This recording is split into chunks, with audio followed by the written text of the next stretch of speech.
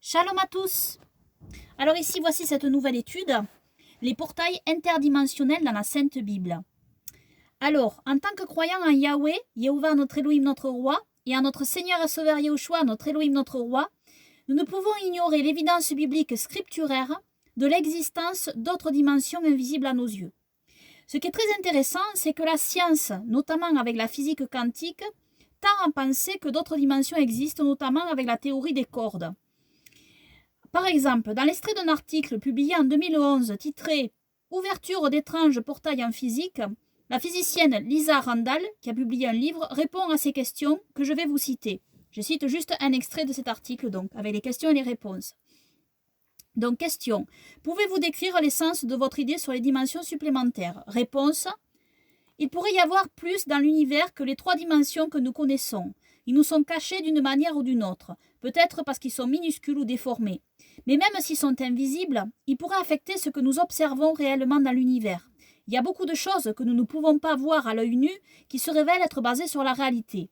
Les dimensions supplémentaires pourraient être pertinentes pour l'une des questions auxquelles nous essayons de répondre. OLHC.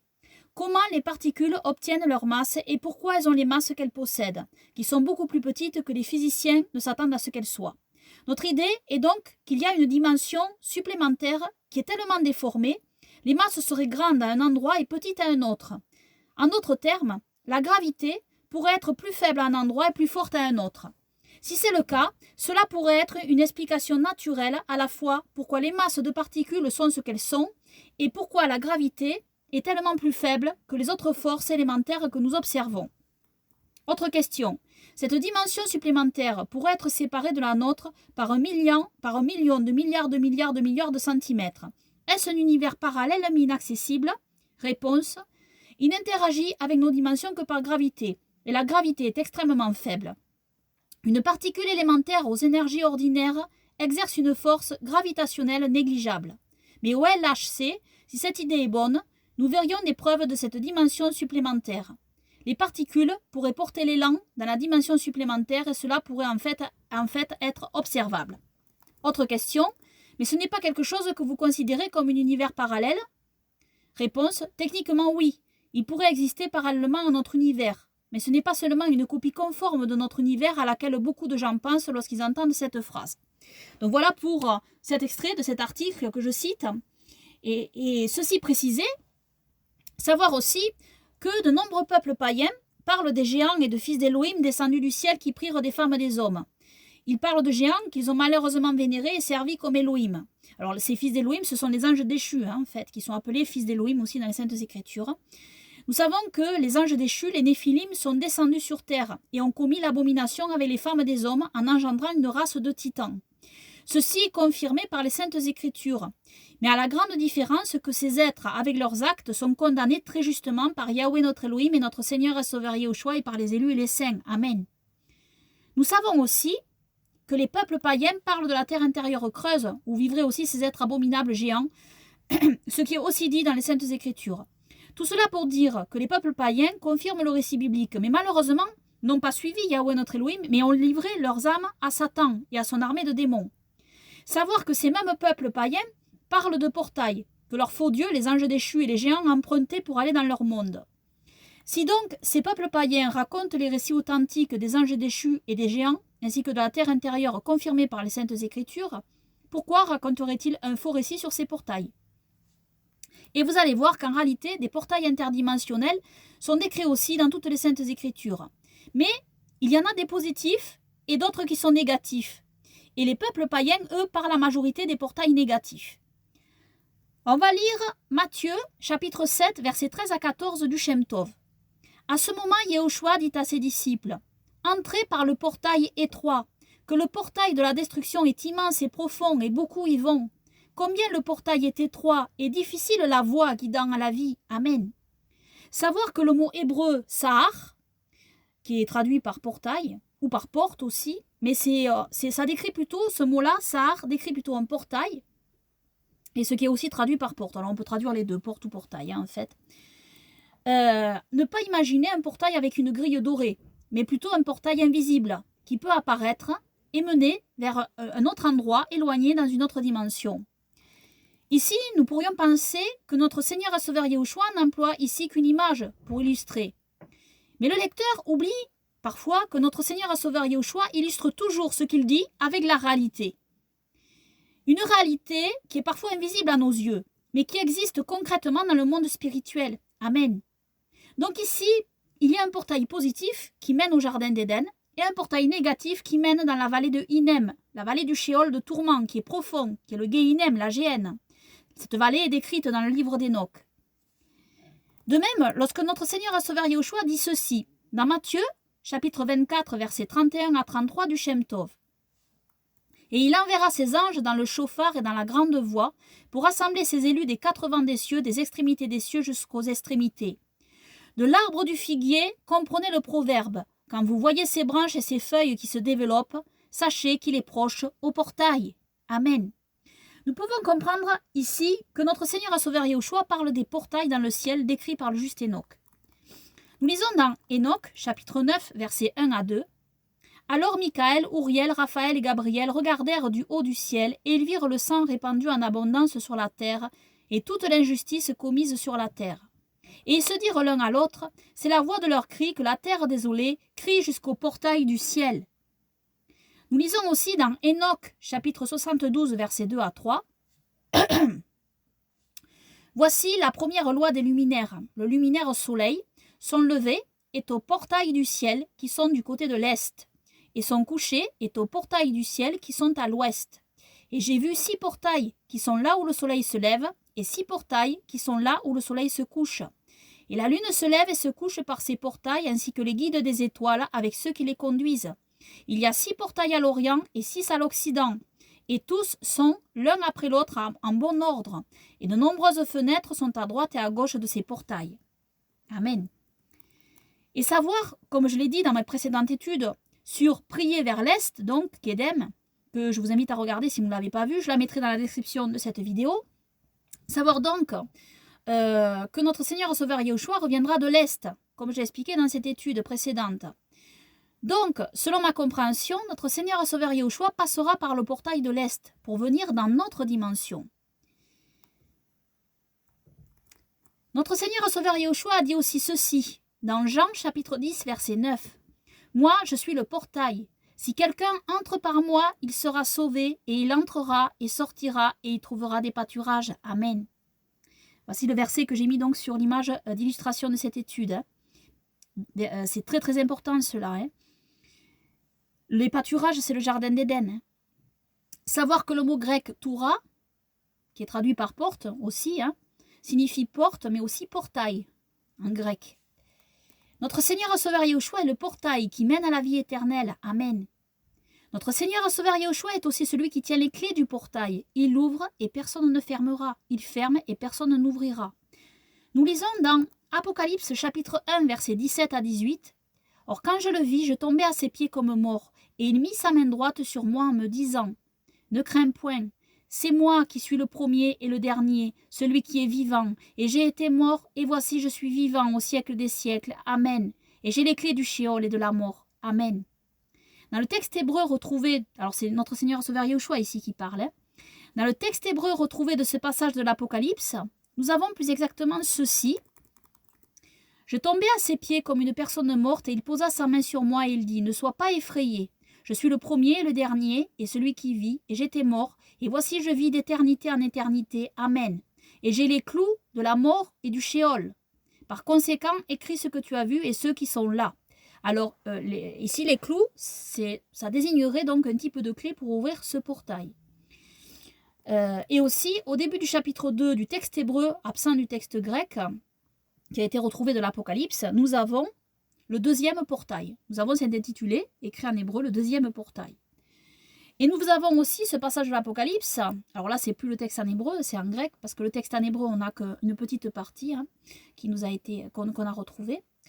Alors, Apocalypse chapitre 3, versets 7 à 8, écrit aussi à l'ange de l'assemblée de Philadelphie. Voici ce que dit le Saint, le véritable, celui qui a la clé de David, qui ouvre et personne ne ferme, et qui ferme et personne n'ouvre. Je connais tes œuvres. Voici, j'ai ouvert un portail devant toi, et personne ne peut le fermer. parce que tu as peu de force, que tu as gardé ma parole et que tu n'as point renié mon nom. Amen. Nous avons aussi ce verset où nous voyons l'apôtre Yohanan, Jean, passer par une porte ou un portail pour monter au ciel devant le saint trône de Yahweh notre Elohim. Amen. Nous lisons ce passage dans l'Apocalypse chapitre 4. Après cela, je regardais, et voici une porte ou un portail était ouvert dans le ciel, ou la porte était ouverte dans le ciel. Et la première voix que j'avais entendue, comme celle d'une trompette et qui parlait avec moi, dit « Monte ici, et je te ferai voir les choses qui doivent arriver après celle-ci. » Et aussitôt, je fus ravi en souffle. Et voici un trône était dressé dans le ciel, et quelqu'un était assis sur ce trône. Et celui qui était assis paraissait semblable à une pierre de jaspe et de sardoine. Et le trône était entouré d'un arc-en-ciel qui paraissait comme une émeraude. Autour du trône, il y avait 24 autres trônes. Et je vis sur ces trônes 24 anciens assis, vêtus de vêtements blancs, et ayant sur leur tête des couronnes d'or. Et du trône sortaient des éclairs, des tonnerres et des voix. Et devant le trône brûlaient 7 lampes ardentes, qui sont les 7 souffles d'Élohim. Ici, il s'agit des 7 archanges d'Élohim. Il y avait aussi devant le trône une mer de verre semblable à du cristal, et au milieu du trône et autour du trône 4 animaux pleins d'yeux devant et derrière. Le premier animal ressemblait à un lion, le second animal ressemblait à un veau, le troisième animal avait le visage comme un homme, et le quatrième animal ressemblait à un aigle qui vole. Et les 4 animaux avaient chacun 6 ailes, et alentour et au-dedans ils étaient pleins d'yeux. Et ils ne cessaient jour et nuit de dire « Saint, Saint, Saint est Yahweh Elohim Tout-Puissant, qui était, qui est et qui sera. » Ici, cela fait référence au saint nom de Yahweh, notre Elohim, qui est passé, présent et futur, qui est éternel. Et quand les animaux rendaient gloire et honneur et grâce à celui qui était assis sur le trône, à celui qui vit au siècle des siècles, les 24 anciens se prosternaient devant celui qui était assis sur le trône, et ils adoraient celui qui vit au siècle des siècles, et jetaient leur couronne devant le trône en disant « Yahweh, tu es digne de recevoir la gloire, l'honneur et la puissance, car tu as créé toutes choses, et c'est par ta volonté qu'elles existent et ont été créées. » Et je dis « Amen ». Il y a aussi ce verset où notre Seigneur et Sauveur Yahushua dit ceci à l'apôtre Pierre, dans Matthieu, chapitre 16, verset 18 du Shem Tov. Et je te dis, tu es Pierre, alors en hébreu c'est tu es Even, et je construirai, Evana, sur toi ma maison de prière. Et les portails du Gehinnom, de la géhenne, ne pourront pas s'y opposer. Amen. Selon ma compréhension, notre Seigneur et Sauveur Yahushua parle du moment où les anges déchus et leur armée de démons, que sont la bête et l'antichrist, il parle du moment où ils vont sortir de la terre intérieure par les portails négatifs de la géhenne pour envahir la terre. Et ces portails ne pourront rien contre le royaume d'Élohim, dont la pierre de fondation posée par notre Seigneur et Sauveur Yahushua est l'apôtre Pierre. Amen. Donc ici, voilà, selon moi, c'est ma compréhension, et du moins, il est question ici de la bête et de l'antichrist qui vont sortir de la terre intérieure par les portails négatifs de la géhenne. Et donc, ces portails ne pourront pas s'opposer, en fait, au royaume d'Élohim, dont la pierre posée par notre Seigneur et Sauveur Yahushua est l'apôtre Pierre. Amen. Il y a plusieurs endroits connus sur terre où des portails négatifs liés aux démons menant vers une autre dimension seraient localisés. Et il y en a un en particulier qui est mentionné. Selon les chercheurs, dans la culture sumérienne, des passerelles vers les mondes au-delà étaient situées dans le fleuve Euphrate et étaient enterrées sous les ruines d'une ancienne ville. Nous voyons très clairement que des anges déchus vont être déliés à cet endroit. On le lit dans Apocalypse chapitre 9, versets 14 à 17. Elle disait au 6e ange qui avait la trompette « Délie les 4 anges qui sont liés sur le grand fleuve Euphrate. » Et les 4 anges qui étaient préparés pour l'heure et le jour et le mois et l'année furent déliés afin de tuer le tiers des hommes. Et le nombre des armées de la cavalerie était de 200 millions. J'ai entendu leur nombre. Et c'est ainsi que je vis les chevaux dans la vision et ceux qui étaient assis dessus, ayant des cuirasses de feu et d'hyacinthe et de soufre. Et les têtes des chevaux étaient comme des têtes de lions, et de leur bouche sortait du feu, de la fumée et du soufre. Donc ici, revoir toutes mes études aussi sur ces créatures, qui sont visiblement des dragons, avec des têtes de lions, donc, des lions serpents. Voilà, ça ressort beaucoup, ça ressort aussi dans Ésaïe, etc. Dans toutes les saintes écritures, et dans Joël aussi. Il semble donc qu'il y ait un portail menant dans le Sheol de la prison des anges déchus, qui serait donc situé sous l'Euphrate, et qui sera ouvert par l'ange d'Élohim pour libérer les anges déchus et leur armée de 200 millions de démons sur la terre.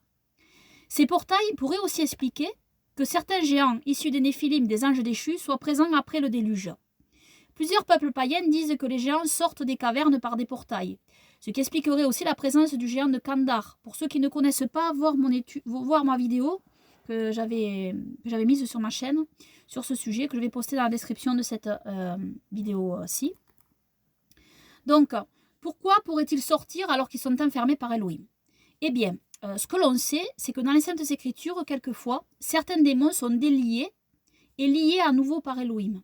Nous lisons cela, par exemple, lors de la sortie d'Égypte des Israélites, puis dans d'autres passages aussi des Saintes Écritures. Nous voyons aussi dans le livre de Tobit qu'il y a un démon qui est lié par l'ange, en fait, par l'ange d'Elohim. En fait, par Raphaël, par l'archange Raphaël. L'archange Raphaël donc lie un démon. Donc on voit qu'il y a des démons qui sont liés, d'autres qui sont à l'extérieur, etc. Bon, il est donc possible que cela soit aussi le cas pour ces géants. Cela est une explication possible. Je ne peux pas l'affirmer, bien sûr, à 100%. Je dis c'est une explication possible. Je n'ai pas la réponse absolue à cette question.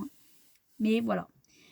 En fait, une nouvelle compréhension complémentaire qui se compile à la précédente sur la terre intérieure et les lieux différents de la terre intérieure que sont le jardin d'Éden et le shéol négatif de souffrance et la prison des anges déchus, et qu'il faut tenir compte des dimensions que nous ne voyons pas. Donc voir mes études précédentes sur le jardin d'Éden, la terre intérieure, etc. Voilà. Voilà. Alors, je m'explique. Par exemple, si des hommes arrivaient à visiter la terre intérieure qui est creuse, ils verraient peut-être des paysages avec des rivières et des mers. Mais ils ne verraient pas le jardin d'Éden, car celui-ci, même étant dans la terre intérieure, est dans une autre dimension de la terre intérieure, que les yeux ne voient pas. Tout comme sur la terre extérieure, quand des anges d'Elohim sont là dans le ciel, mais qu'on ne les voit pas, car ils sont dans une dimension qui nous est cachée. Et cette dimension apparaît parfois, quand Elohim nous ouvre les yeux. Bien selon moi, cela est pareil dans la terre intérieure. Il y a des dimensions cachées. Et pareil pour le shéol de souffrance et la prison des anges déchus. C'est une autre dimension, bien que cette autre dimension soit aussi dans la terre creuse. Donc pour moi, le jardin d'Éden est dans une autre dimension. Même étant dans la terre creuse, il est dans une autre dimension qui est cachée. Ce que je dis est une explication possible de ce passage du livre du juste Job. Job, chapitre 38, versets 16 à 20. Elohim dit à Job: as-tu pénétré jusqu'aux sources de la mer? As-tu circulé au fond de l'abîme? Les portails de la mort se sont-elles dévoilés devant toi? Et as-tu vu les portails du royaume des ombres? As-tu mesuré l'immense étendue de la terre? Dis-le si tu sais tout cela. Quelle voie mène à la demeure de la lumière? Et où est l'habitation des ténèbres? Pour que tu les conduises dans leur domaine et reconnaisses les avenues de leur maison. Amen. Donc voilà, c'est pour moi, voilà, ce passage était assez mystérieux. Maintenant, voilà, ça s'expliquerait par le fait qu'en fait, que la demeure de la lumière en fait est dans une autre dimension, ainsi que l'habitation des ténèbres aussi. Cela pourrait expliquer aussi ce que je dis ici sur les autres dimensions en fait qui nous sont cachées. Cela pourrait expliquer aussi ce passage dans le livre des remèdes d'Asaph. Donc c'est le livre des remèdes d'Asaph, je l'ai mis dans tous les livres bibliques en fait, sur le site que j'ai. Et ça serait un livre qui serait issu du livre de médecine de Noah, en fait. Mais en introduction, donc, il est écrit ceci. À l'introduction de ce livre, donc, les sages de la Macédoine furent les premiers à commencer à pratiquer la médecine sur la terre, alors que les sages de l'Égypte commencèrent à utiliser des charmes magiques et à deviner les événements futurs avec les constellations et avec les étoiles. Ils commencèrent aussi à apprendre le livre déclaratif des Chaldéens, lequel Kangar, fils de Our, fils de Kessed, avait traduit en ce qui concerne toutes les pratiques magiques. Donc ces gens-là ne suivaient pas Elohim, ils trafiquaient avec les démons, ce qui est absolument interdit par Yahweh notre Elohim. Leur sagesse continuèrent de croître pour eux jusqu'à ce que parut Asclépios, l'un des sages de la Macédoine, et une quarantaine de personnes avec lui, des magiciens qui étaient habiles dans les livres traduits.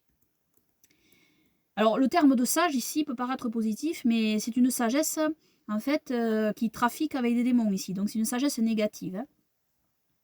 Ils étaient continuellement en voyage à travers la terre. Ils passèrent du côté de l'Inde, à l'est de la terre d'Éden, pour chercher quelques fragments de l'arbre de la vie, afin d'accroître leur notoriété sur celle des autres sages de la terre. Et quand ils entrèrent dans cet endroit, ils découvrirent des arbres et des fragments de l'arbre de vie médicinal, et ils étendirent leurs mains pour les acquérir. Mais Yahweh lança une flamme de l'épée tournante sur eux, et chacun d'entre eux furent brûlés par les étincelles de la foudre. Alors ici, ça cite le passage de Genèse 3, 24. Pas un seul d'entre eux n'échappèrent, d'où la science de la guérison fut abandonnée par les médecins, et la sagesse des médecins cessa à se développer pendant 630 ans, jusqu'au règne du roi Artaxerxès. Alors, nous savons que l'Inde est à peu près située à l'est de la terre d'Israël, et selon ma compréhension, le jardin d'Éden serait sous la terre d'Israël, dans la terre intérieure, dans la dimension du troisième ciel. Donc dans une autre dimension, dans la terre intérieure en fait.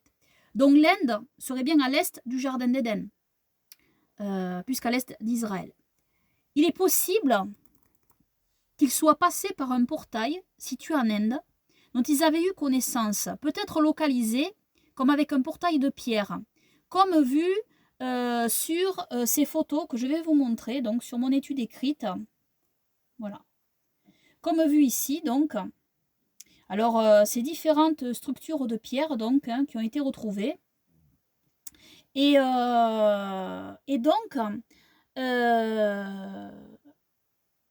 ces portails ont été trouvés à plusieurs endroits du globe, construits peut-être par des anges déchus, pour marquer les endroits des passages vers d'autres dimensions.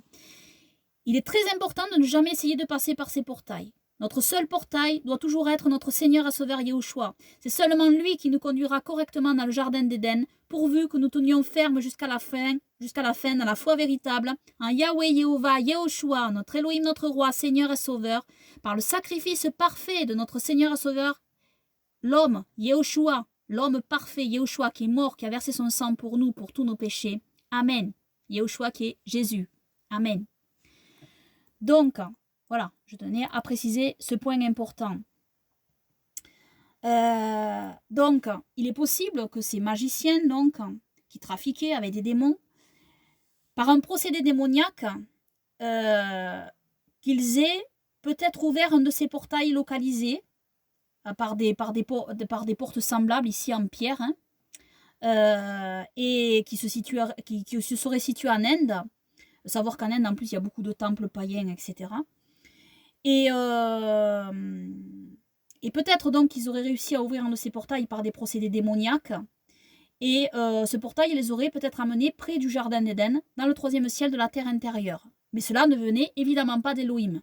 Et Élohim avait prévenu que personne ne pourrait approcher de l'arbre de vie, car 2 chérubins en gardent le chemin. Et leurs corps morts ont peut-être été rapportés par ce même portail. Ce que je dis ici, bien sûr, n'est pas certain. Mais je dis c'est une possibilité et une explication possible de ce passage que nous trouvons ici dans le livre de médecine d'Asaph. Ensuite, autre chose que je veux montrer, comme vous voyez ici, récemment, ça date un petit peu là, de quelques temps, quelques années, mais il n'y a pas trop longtemps, une ville dans le ciel a été visible en Chine, comme vous pouvez le voir sur cette photo. Alors ici, je n'affirme pas, mais peut-être avons-nous une autre dimension qui apparaît aux yeux de tous. De nombreuses vidéos ont circulé. Cette apparition a été filmée par des passants, mais aussi par plusieurs médias officiels. Donc ceci est donc bien réel, c'est arrivé. Certains parlent d'un mirage, d'autres pourraient penser à une projection. Pour ma part, le fait que cela se produise en Chine, parce que ça s'est produit en Chine, n'est pas anodin. Revoir mon étude sur les Kittim et les temps de la fin, que je mettrai dans la description de cette vidéo aussi, si vous ne l'avez pas vue. Car il est possible que la Chine soit l'épicentre du royaume à venir de la bête et de son armée de démons, qui pour l'instant n'ont pas encore été libérés en globalité en fait. Et puis pensez aussi à tous ces bruits que l'on entend. Voir aussi ma vidéo sur les sons étranges dans le monde, que je mettrai aussi dans la description de cette vidéo. Donc, voir aussi ces phénomènes apparaissant dans le ciel, par exemple comme cette spirale en Norvège, donc, qui se transforme en trou noir, comme ici, voilà. Au bout d'un moment, elle se transforme en trou noir, voilà, on peut le voir en vidéo, et ça fait comme un passage. Alors bien sûr, encore une fois, ici, je n'affirme rien, je ne dis pas que c'est forcément un passage, mais ça ressemble à quelque chose de la sorte, en fait.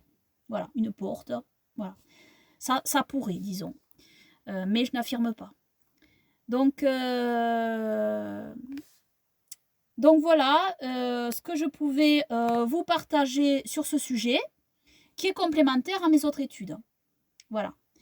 Que toute la gloire, les honneurs, les louanges, les remerciements et l'adoration reviennent seulement à Yahweh, Jéhovah, notre Elohim, notre roi, et à notre Seigneur et Sauveur Yahushua, notre Elohim, notre roi, pour toujours, et que son règne glorieux vienne. Et puissions-nous demeurer dans la foi véritable, en Yahweh, Yahushua, notre Elohim, notre roi, Seigneur et Sauveur, par son souffle saint, sans nous éloigner ni à droite ni à gauche de sa sainte Torah. Amen, Amen.